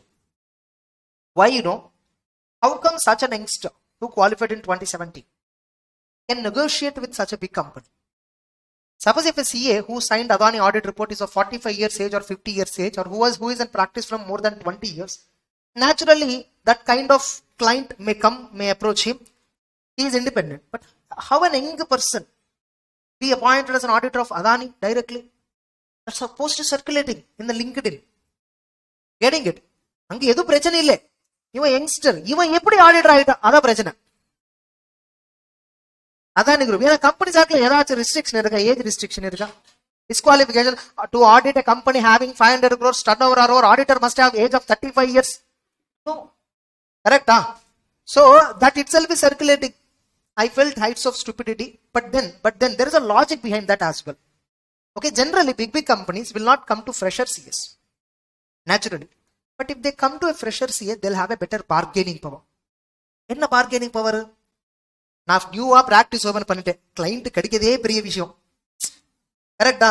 அந்த மாதிரி அப்ப அதான group வந்தா, sir நீங்க அவருக்கு 10 லட்சம் பே பண்ணிட்டு இருக்கீங்க, எனக்கு 10,000 ரூபாய் பே பண்ணுங்க சார் போதும் மாசத்துக்கு. Possibility there, no? To negotiate. I will help you in whatever the way I want. Independence compromise ஆகுதுல, integrity compromise ஆகுது. Compromising on integrity, yes or no? So the auditors are compromising on integrity. Because of that became an issue. Able to understand? Generally, beyond our level of experience, if at all we are taking up such a very big work, it will question our integrity by default. You have seen in political either speeches also, a very new company has got a very big project. Every political party will start questioning it, opposition. How come for a new company you can give a contract? That shows integrity. Able to understand? So anyhow, this issue is not being made by any public person. This issue is made by CS only. In case of audit, the key fundamental principles, integrity, they have to be necessarily protected. Yes or no? So auditor must consider, is there any threat to the independence? Auditor should withdraw the engagement or do not take that work if at all there is a threat. Suppose if you are unable to implement the safeguards, if you cannot protect your independence, please don't accept the work. So these are the safeguards. They may ask you in exam, write about the concept of independence and write any 4 safeguards for independence. What is independence? Independence means like meaning of independence means ability to take decisions by not becoming subordinate of others. Getting it? Auditor must take decisions independently. He should not act as a subordinate person to somebody else. Next. And there are various threats to independence. This threats point I will discuss while discussing company audit disqualifications. Understood? Easy or not? Now, how auditing is having a relationship with other subjects? How audit and economics are interrelated? See, you must understand economics, geopolitical factors, all that. Tomorrow, your company going concern might affect. Your company See, this is little bit beyond the knowledge, but still we have in the syllabus. If you want to have a conceptual understanding, slightly I'll give you data. Slight information I'll give you. There is a company, now across the world, there is a shortage of semiconductors, due to which the phone production, the car production, electronic industry production, appliance production, everything were affected badly. So there is a supply demand mismatch. The supply was extremely low. Correct? Now, in Europe right now, the gas has become extremely costly. Extremely costly. The reason was Russia is not supplying the gas to the Europe nation. Now tell me, if I do not have the knowledge of Russia, Europe war and all, and if I'm doing audit of a company in the Europe, and the company uses going concern assumption, how far they can use going concern assumption if this is a situation, suppose I'm the auditor of gas company, they are not getting gas supply, so they are unable to fulfill customer demands, and the company cash rotation stopped. When cash rotation stopped, can the company continue? Going concern affected. When going concern affected, can the financial statements be prepared using going concern assumption? Now tell me, if I do not have the knowledge of this economics, can I talk about going concern of this company? Can I get an idea? So auditor must have knowledge of economics. Economics knowledge means what? Not economics for finance. GDP means what? NDP means what? Not that alone. Practically what is happening across the world. Getting it? That doesn't mean you should sit and study on the general knowledge books and all. No, not required. You have to be alert. Every day you need to just follow up with some sort of news. Next. Auditing and behavioral science. You must know how to, behave with people. You interact with a lot of people, yes or no, in the organization. So, auditor is expected to deal with human beings rather than figures, financial statements. Getting it? Next. See, knowledge of human behavior is indeed an essential for the auditor so as to effectively discharge the duties. Simply, you must know how to deal with people. The way you deal with people gives you the evidence. Getting it? If you behave that I'm strict auditor, CA, you can't. Getting it? You should not see, like you see, Instagram post and all, CA students. Instagram post and all. Have you seen the Instagram post? Proud to be CA student. Yes or no? 5 years, 50 laws, 5,000 sections, 25,000 pages. Ordinary person, it is not possible. And the other people are called as chartered accountants. Have you seen all this? இவனுக்கு 10 act பேர் சொல்றதே தெரியாது. அந்த post எல்லாரும் share பண்ணிடுங்க. Instagram எல்லாமே we will do halchal. And when some of your relative comes and asks, should I do CA? Don't do CA. அது என்ன? Dual standardல. Next. Fine. Auditing and statistics mathematics. See, audit is completely based on samples. And sample is nothing but based on probability theory. Probability theory is nothing but statistics. And the chapter படிக்கவே இல்லை CPT-ல. Auditor must have knowledge of statistics and mathematics because you are using statistical sampling to get a conclusions meaningfully. You're able to understand now this? And auditing and data processing. This is nothing but data analytics. What is data analytics? I'll discuss in IT. I'll discuss in analytical procedure chapter. Data analytics, analytical procedure, data processors, more or less similar. And auditing and financial management. How do you know company will successfully continue in the next 1 year? Going concern you should check, no? You might have understood the auditor must check going concern. Next 1 year. So what will you look at? Funds flow analysis. How the company funds are utilized. Funds flow analysis means what? Financial management. So auditor should have an understanding of financial management. Auditing and production. You must apply analytical procedures on scrap calculations. How much scrap generated? How much is accounted in books of accounts? How much is generated? How much accounted? What is the balance? What happened to the balance? You should question. You must have a knowledge of production. And above all, you must have knowledge of accounting. You must have knowledge of law. Easy. Then part 4 of this chapter is system of quality control. This will discuss while discussing standards.